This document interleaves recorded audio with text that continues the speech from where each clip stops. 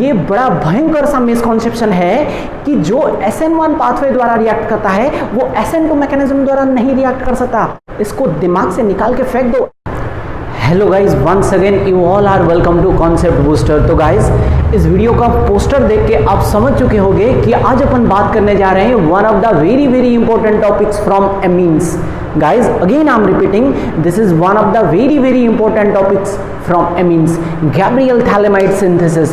तो guys, इस reaction को मैं बेसिक से उठाते हुए एडवांस लेवल तक एक्सप्लेन करूंगा और इससे रिलेटेड कुछ मिसकॉन्सेप्शंस को भी अपन दूर करेंगे। तो आइए गाइज, बिना टाइम गवाए स्टार्ट करते हैं आज का video. Here we go. Okay, तो इस वीडियो को स्टार्ट करने से पहले मैं आपसे एक सवाल पूछना चाहता हूँ।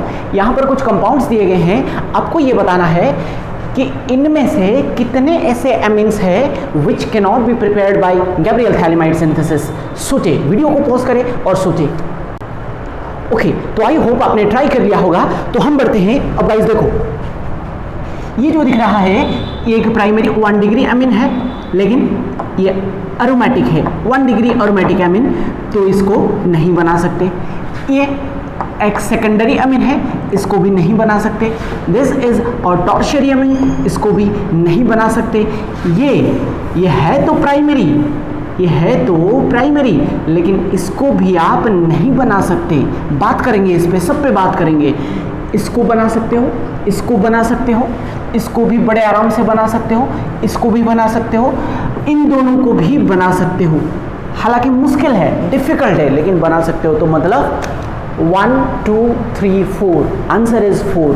सब पे बात करेंगे कि किसको बनाया जा सकता है और किसको क्यों नहीं बनाया जा सकता है। ओके, तो ये है क्या, मैं आपको थोड़ा सा एक्सप्लेन कर देता हूँ ये रिएक्शन, फिर हम बढ़ते हैं क्वेश्चन की तरफ। अच्छा, तो ये जो जीपीएस है, ये मोबाइल वाला जीपीएस नहीं है, ये गैब्रियल थैलेमाइड सिंथेसिस होता है। ओके, ये एक्चुअल में है क्या, this is a preparation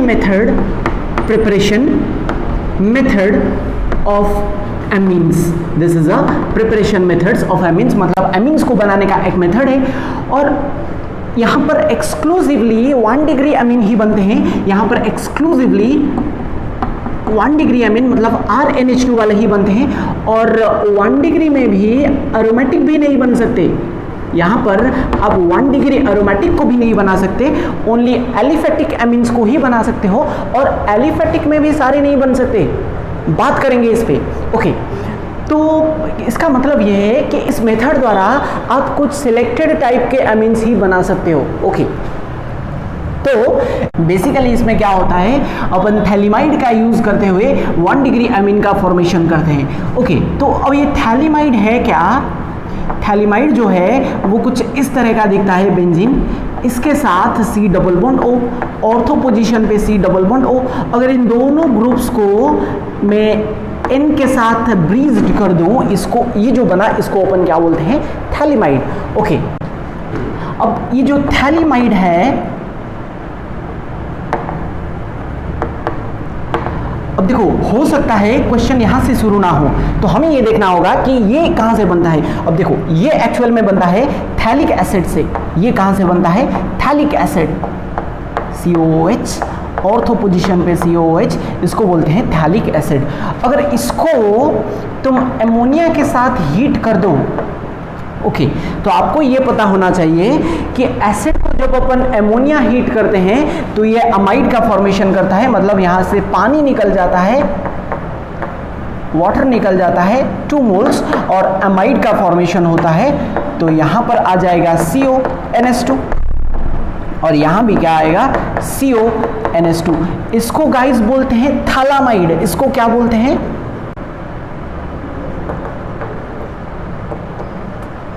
phthalimide, amide, and this is your phthalimide. ध्यान रखना इस बात को। और देखो, इसको अगर मैं फर्दर हीट कर दूं तो होगा क्या, यहाँ से पानी वानी तो कुछ निकलेगा नहीं, यहाँ से एक एमोनिया मॉलिक्यूल निकल जाएगा, एक का NH2 जाएगा, एक का H जाएगा, और दोनों इस तरीके से ब्रीज्ड हो जाएंगे, और आपको थैलेमाइड बनता हुआ दिखेगा। ओके, तो कई बार क्या होता है, इसको डायरेक्टली यहाँ से अमोनिया और स्ट्रॉन्ग हीट लिख दिया जाता है, अमोनिया और स्ट्रॉन्ग हिट लिख दिया जाता है। इसका मतलब समझ जाना कि ये डायरेक्टली ये बनाना होगा। ओके, अब देखो थैलिक एसिड जो है ये भी कहाँ से बनेगा, ये आपका जाइलिन से बन सकता है। यहाँ मिथाइल ऑर्थोजाइलिन, यहाँ मिथाइल, अगर इसको तुम एक स्ट्रॉन्ग ऑक्सीडाइजिंग एजेंट जैसे कि अल्कलाइन KMnO4 दे दो, फिर पानी वानी डाल के हाइड्रोलिसिस कर दो, तो होगा क्या, ये आपका बन जाएगा। ओके, तो मतलब कि अब देखो क्वेश्चन यहाँ से शुरू हो सकता है, यहाँ से शुरू हो सकता है, यहाँ से शुरू हो सकता है, अलर्ट रहना। ओके, तो हम देखते हैं कि इसके अंदर क्या होता है।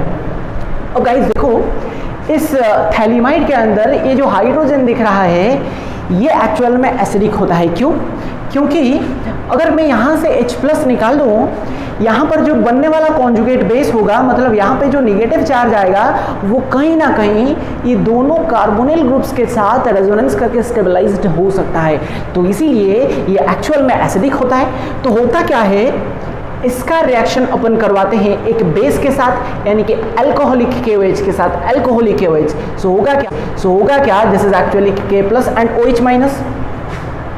OH माइनस जो कि बेस है ये आएगा और इस हाइड्रोजन को H+ के फॉर्म में ले जाएगा, भगा ले जाएगा, तो ये H+ और OH माइनस मिलके पानी यहाँ से बाहर निकाल देंगे और ये इलेक्ट्रॉन पेयर N पे शिफ्ट होगा और N पे आएगा नेगेटिव, तो आपको कुछ इस तरह का स्पीसी बनता हुआ मिलेगा।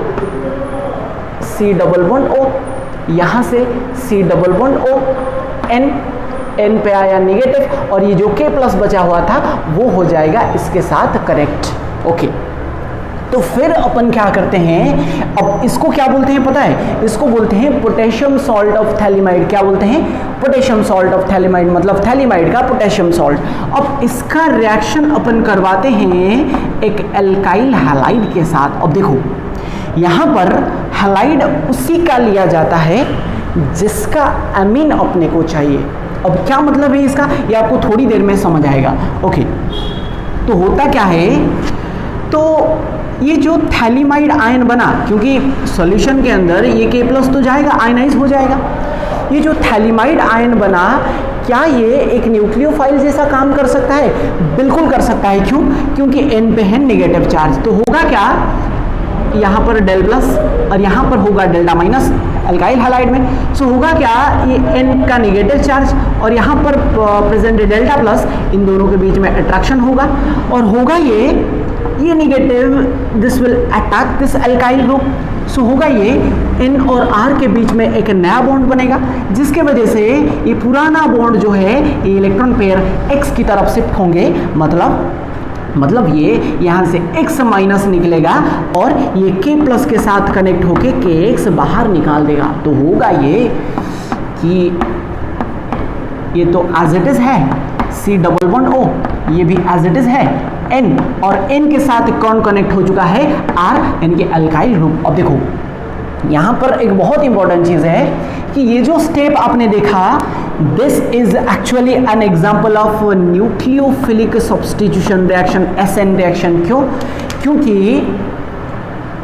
ये थैलीमाइड आयन जो है, एनायन जो है, ये न्यूक्लियोफाइल के जैसा काम कर रहा है और हैलोजन को हटा रहा है। एंड इसको देख के क्या आपको थोड़ी सी SN2 की फील आ रही है?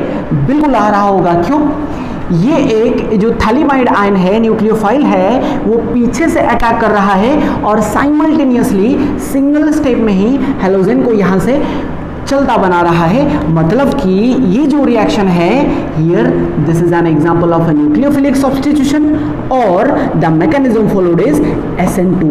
This is very very very very important, इस पे अपन बात करेंगे। ओके, तो ये जो स्पीसीज बना, फिर अपन क्या करते हैं, इसका ना हाइड्रोलिसिस करवा देते हैं। या तो आप मतलब एसिडिक मीडियम में करवा सकते हो, अल्कलाइन मीडियम में भी करवा सकते हो। तो होगा क्या, ये जो N के दो बॉन्ड्स दिख रहे हैं, ये दोनों बॉन्ड्स ब्रेक होंगे, जिसके वजह से नाइट्रोजन की दो वैलेंसीज फ्री हुई, तो इसको मिलेगा H, इसको मतलब दूसरा वाला हाइड्रोजन मिलेगा। तो ये वाला जो बंदा है ये पूरा R NH2 में कन्वर्ट हो जाएगा, मतलब आपको एक 1 डिग्री अमीन बनता हुआ दिखेगा। और ये जो बड़ा सा हिस्सा था, पता है ये क्या होगा?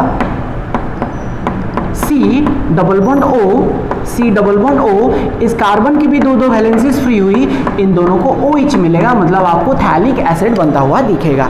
ओके, यहाँ पर एक चीज आप नोट करें कि होगा क्या, एनसीईआरटी के अंदर आपको लिखा हुआ मिलेगा एक्वस NaOH, मतलब एल्कालाइन हाइड्रोलाइसिस करवाया जाता है। अब देखो ये मिला आपका एसिड, सामने पड़ा हुआ है बेस, तो क्या एसिड बेस के सामने एग्जिस्ट कर पाएगा? नहीं कर पाएगा।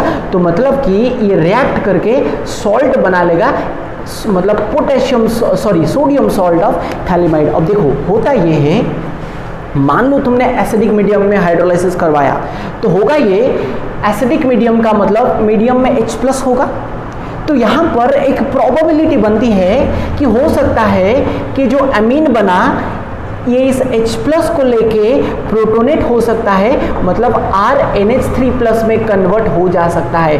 तो गाइज इसी को अवॉइड करने के लिए हम अक्सर एसिडिक हाइड्रोलाइसिस नहीं करवाते हैं, अल्कलाइन हाइड्रोलाइसिस ही करवाया जाता है। ओके, ध्यान रखिए जरा, यहाँ जो अमीन मिला किसका मिला?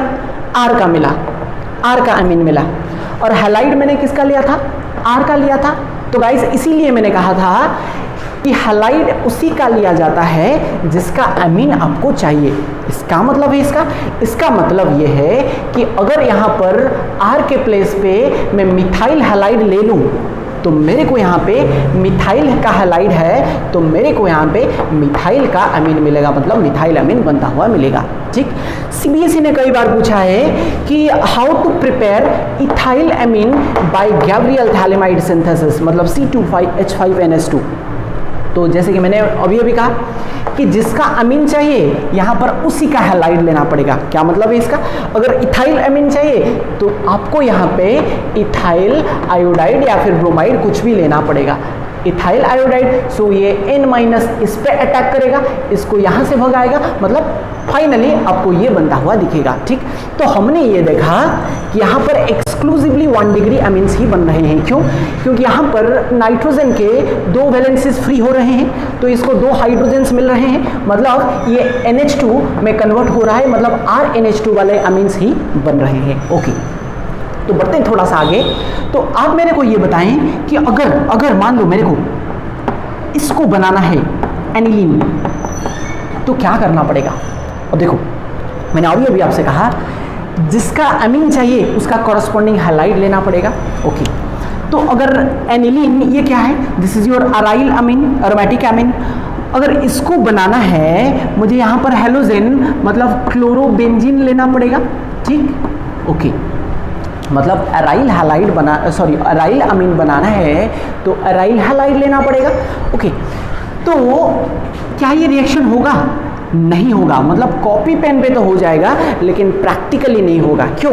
अब देखो मैंने पहले ही आपसे कहा था ये जो स्टेप हो रहा है this is actually a nucleophilic substitution reaction. इसका मतलब ये है अगर मुझे अराइल अमीन बनाना है तो मेरे को अराइल हैलाइड लेना पड़ेगा।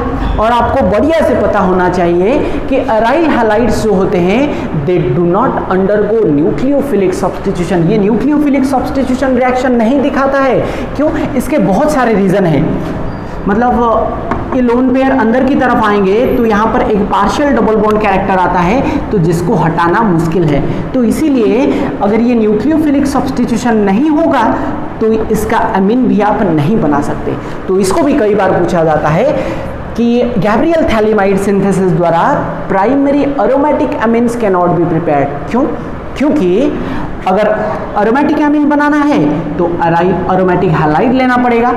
और अराइल हैलाइड्स जो होते हैं ये जो अनायन बना थैलिमाइड आयन से, aryl halides do not undergo nucleophilic substitution with this phthalimide ion. अगर ये रिएक्ट ही नहीं करेगा तो रिएक्शन आगे बढ़ेगा ही नहीं।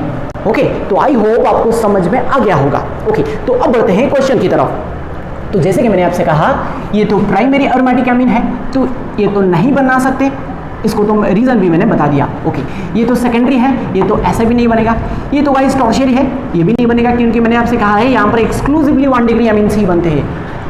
ओके, तो अगले की तरफ बढ़ते हैं। अब देखो ये बड़ा खतरनाक सा है अगर आपको क्रिस्टल क्लियर कॉन्सेप्ट पता नहीं है तो आप यहाँ पे फंस सकते हो। अब देखो, ये है तो प्राइमरी, है तो 1 डिग्री NH2 वाला एमीन, लेकिन इसको नहीं बना सकते। क्यों? देखो, मैंने अभी आपसे कहा जिसका हैलाइड मतलब जिसका अमीन बनाना है उसका कॉरस्पॉन्डिंग हैलाइड लेना पड़ेगा। मतलब अगर मुझे ये बनाना है तो मेरे को ये वाला हैलाइड लेना पड़ेगा, नीचे से मिथाइल, ऊपर से मिथाइल और यहाँ Cl।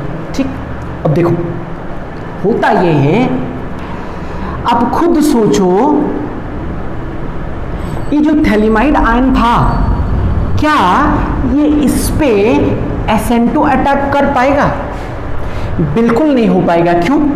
यहाँ पर 3 बल्कि मिथाइल ग्रुप्स होने की वजह से यहाँ पर एक जबरदस्त स्टीरिक हिंड्रेंस काम कर रहा है, और साथ ही साथ ये जो न्यूक्लियोफाइल है ये भी बड़ा बल्कि सा न्यूक्लियोफाइल, मतलब गोलू सा न्यूक्लियोफाइल है। तो होगा ये कि ये जो न्यूक्लियोफाइल है ये इतना बड़ा न्यूक्लियोफाइल इतनी स्टीरिक हिंड्रेंस के बीच यहाँ से घुसता हुआ यहाँ पर अटैक करना मुश्किल है, मतलब नामुमकिन है। तो मतलब कि अगर इस पे SN2 अटैक नहीं हो सकता तो ये हैलोजन यहाँ से नहीं हटेगा, अगर हैलोजन यहाँ से नहीं हटेगा तो यहाँ पर NH2 नहीं आएगा। इसका मतलब इसको आप नहीं बना सकते। ओके, आया समझ में? बात समझ में आ रही है? देखो, आपको कई जगह पर ये मतलब लिखा हुआ मिलेगा कि Gabriel phthalimide synthesis is used for the preparation of 1 degree amines. लेकिन इस बात को आप नोट कर लें कि गैब्रियल थैलिमाइड सिंथेसिस द्वारा तुम उसी एमीन को बना सकते हो जिसका कॉरस्पॉन्डिंग हैलाइड SN2 पाथवे द्वारा रिएक्ट कर सके। Again I am repeating, Gabriel phthalimide synthesis द्वारा तुम उस अमीन को नहीं बना सकते जिसका corresponding halide SN2 pathway mechanism द्वारा रिएक्ट नहीं करता। लिख लो इस बात को। ओके, आया समझ में? ओके, तो आगे बढ़ते हैं। तो जिंदगी में थोड़ा सा आगे बढ़ते हुए अगर हम देखते हैं अगले सवाल को, अब देखो ये दोनों काफ़ी इंटरेस्टिंग है, ये दोनों काफ़ी इंटरेस्टिंग है। अब देखो, जैसे कि मैंने आपसे कहा कि जिसका अमीन बनाना है उसका कॉरस्पॉन्डिंग हैलाइड लेना पड़ेगा और वो SN2 मैकेनिज्म द्वारा रिएक्ट करना चाहिए। अब देखो, अगर इसको तुम्हें बनाना है तो इसका कॉरस्पॉन्डिंग हैलाइड तुम्हें लेना पड़ेगा, मतलब कि CH2 double bond CH CH2 Cl, और उसको अगर बनाना है उसका कॉरस्पॉन्डिंग हैलाइड मतलब CH2 Cl लेना पड़ेगा। अब देखो, कई बच्चों को ये लग रहा होगा ये तो अलाइल हैलाइड है, हाँ जी बिल्कुल सही है। ये तो बेंजाइल हैलाइड है, हाँ ये भी सही है। तो हमने तो सुना है कि ये दोनों, ये जो अलाइल और बेंजाइल हैलाइड्स हैं, they are reactive by SN1 pathway, क्योंकि ये जो कार्बो अलाइल और benzyl carbocations they are resonance stabilized, तो ये तो SN2 नहीं देंगे। गाइस, ये बड़ा भयंकर सा मिसकॉन्सेप्शन है कि जो SN1 पाथवे द्वारा रिएक्ट करता है वो SN2 मैकेनिज्म द्वारा नहीं रिएक्ट कर सकता। किसने बताया भाई आपको? इसको दिमाग से निकाल के फेंक दो, ऐसा नहीं होता।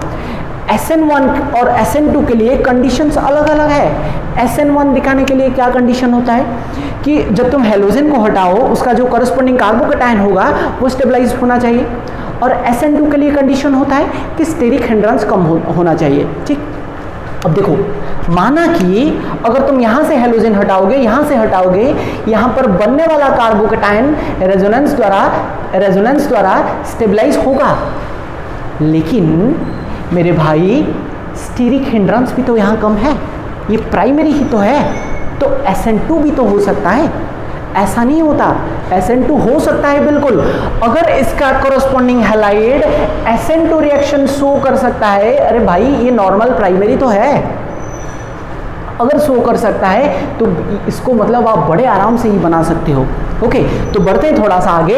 अगर तुम इसको देखो या फिर इसको देखो, ये नॉर्मल ब्यूटाइल अमीन और ये प्रोपाइल अमीन है, तो इसको तो बड़े आराम से बना सकते हो। क्यों? इसको बनाना है तो इसका कॉरस्पॉन्डिंग हैलाइड लेना पड़ेगा, इसको बनाना है तो इसका कॉरस्पॉन्डिंग हैलाइड लेना पड़ेगा। क्या ये SN2 पाथवे द्वारा रिएक्ट करेगा? बिल्कुल करेगा, 1 डिग्री है। क्या ये करेगा? बिल्कुल करेगा, ये भी 1 डिग्री है। तो इनको आप बड़े आराम से ही, प्यार से ही बना सकते हो। ओके, बढ़ते हैं इन दोनों की तरफ। अब देखो यहां पर मैं एक चीज आपको बताना चाहता हूं कि अगर इसको और इसको आपको बनाना है, इसकी बात पहले करते हैं, तो आपको इसका कॉरस्पॉन्डिंग हैलाइड लेना पड़ेगा। अब देखो ये सेकेंडरी है और इसका भी अगर तुम हैलाइड लोगे ये भी आपका सेकेंडरी है। अब देखो सेकेंडरी हैलाइड्स SN2 दिखा सकते हैं, लेकिन प्राइमरी से लेस रिएक्टिव है, लेकिन दिखा सकते हैं। अगर ये SN2 पाथवे द्वारा जाएगा तो ये भी बन सकते हैं, हालांकि मुश्किल है प्राइमरी के कंपैरिजन में मुश्किल है, लेकिन हो सकता है। ओके, तो यहां पर मैं आपको एक चीज ऐड करना चाहता हूं कि इस मेथड द्वारा आप उस अमीन को भी नहीं बना सकते। मान लो कुछ ऐसा है या फिर मान लो कुछ ऐसा है जिसमें कि ब्रिजहेड कार्बन से अमीन जुड़ा हुआ है। इस तरह के अमीन्स को भी आप गैब्रियल थैलेमाइड सिंथेसिस द्वारा नहीं बना सकते। इसको कृपया नोट करें, क्योंकि अगर इसका कॉरस्पॉन्डिंग हैलाइड तुम लो, यहाँ से Cl कनेक्ट कर दो, ये जो ब्रिज हेड वाले जो हैलाइड्स होते हैं ये ना तो SN1 देते हैं ना तो SN2 देते हैं, तो इसको थोड़ा सा आप ध्यान रखें। अच्छा, लास्ट में एक चीज़ और मैं ऐड कर दूं यहाँ पर। अब देखो क्योंकि मैंने कहा यहाँ पर जो है SN2 मैकेनिज्म फॉलो हो रहा है, तो it involves N inversion of configuration. Inversion of configuration क्या मतलब है इसका? इसका मतलब यह है अगर आपका हैलोजन वेज पे जुड़ा हुआ है तो आने वाला जो NH2 होगा वो डैश पे लगेगा। तो इसीलिए मैंने जब इसको बना रहा था इसका कॉरस्पॉन्डिंग हैलाइड, इसीलिए यहाँ पर मैंने स्टीरियोकेमिस्ट्री का ध्यान रखते हुए कुछ इस तरह का आपको दिखाया। तो ध्यान रखें यहाँ पर इन्वर्जन ऑफ कन्फिगुरेशन होता है, मतलब अगर आपको RS के बारे में थोड़ा सा आइडिया है, अगर आपका हैलाइड R कन्फिगुरेशन का है, जो बनने वाला अमीन होगा वो S कन्फिगुरेशन का होगा, यानी कि अगर हैलोजन OH पे है तो आने वाला NH2 डैश पे होगा। ओके, तो गाइस लास्ट मिनट दे मेरे को, मैं थोड़ा सा रिवाइज कर दूं कि हमने क्या क्या देखा। हमने ये देखा कि गैब्रियल थैलेमाइड सिंथेसिस में अपन क्या करते हैं, थैलेमाइड उसका रिएक्शन करते हैं बेस के साथ, तो एक पोटेशियम सॉल्ट ऑफ थैलेमाइड बनता है। यहाँ पर एसिड बेस रिएक्शन होता है, उसका रिएक्शन अपन करवाते हैं एक एल्काइल हैलाइड के साथ, जो कि एक न्यूक्लियोफिलिक सब्स्टिट्यूशन रिएक्शन है। यहाँ पर SN2 मैकेनिज्म फॉलो होता है यहाँ पर, और जो बनने वाला कंपाउंड है उसको अपन अल्कलाइन हाइड्रोलिसिस कर दो तो आपको एक प्राइमरी अमीन बनता हुआ मिलेगा। ठीक, और ये थैलेमाइड कहाँ से बनता है? ज़ाइलिन से शुरुआत हो सकता है। पूरा पाथवे मैंने आपको दिखा दिया। ओके, तो फिर हमने बात करी कि इसके द्वारा ओनली 1 डिग्री अमीन C बनते हैं। प्राइमरी में एरोमेटिक भी नहीं बना सकते, रीजन मैंने आपको बता दिया। और इसके द्वारा हर एक प्राइमरी एलिफेटिक अमीन्स को भी तुम नहीं बना सकते, उस प्राइमरी अमीन को बना सकते हो जिसका करस्पॉन्डिंग हैलाइड SN2 पाथवे द्वारा रिएक्ट करता हो। ओके, तो फिर हमने क्या बात करी? इन दोनों की हमने बात करी, इसको ध्यान रखना थोड़ा सा, दिस इज इंपॉर्टेंट। फिर हमने बात करी कि जो ब्रिज हेड से जुड़ा हुआ NH2 है उसको भी आप नहीं बना सकते। फिर हमने क्या देखा, यहाँ पर क्योंकि SN2 मैकेनिज्म फॉलो होता है तो it involves N inversion of configuration. Okay, और फिर हमने एक मिसकॉन्सेप्शन को दूर होते हुए देखा कि ऐसा नहीं है कि जो SN1 दिखाता है वो SN2 नहीं दिखा सकता, क्योंकि दोनों के लिए रिक्वायर्ड कंडीशंस अलग अलग हैं। ठीक, तो आई होप ये आपको काफ़ी पसंद आया होगा, आपके काफ़ी मिसकॉन्सेप्शंस दूर हुए होंगे। तो अगर पसंद आया तो लाइक करें वीडियो को, चैनल को करें सब्सक्राइब, और मिलते हैं अगली क्लास में। तब तक take care, bye bye, have a nice day.